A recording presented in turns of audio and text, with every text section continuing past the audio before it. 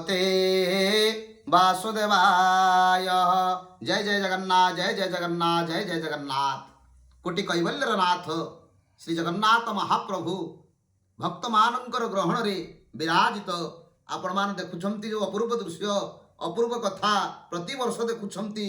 दंडामान Nandighosh rather विजय करुछंती काहींकी ना वर्षर गोटे दिन महाप्रभु रथारूढ़ हुंती। काहींकी हुंती तार कारण कौन, तार किंवदंती कौन, रथारूढ़ हवार कारण कौन?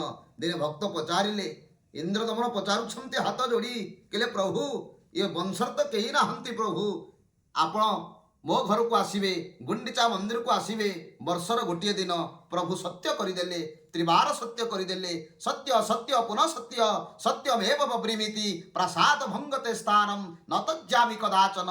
हे इंद्रदमन मु साततर सत्य करुछि, निश्चित वर्षर गोटे दिन तो घर को जीवी एवं रथ पर विराजित हेबी, आ गुंडीचा मंदिर को जीवी, आसवे कर्म भूमि को जीवे, जन्म भूमि को। यही होछि मानवीय लीला महाप्रभुंकर एक भक्तिर दृढ़तार भक्ति वात्सल्य प्रेमर प्रतिमा स्वरूप भगवान स्वरूप अटे।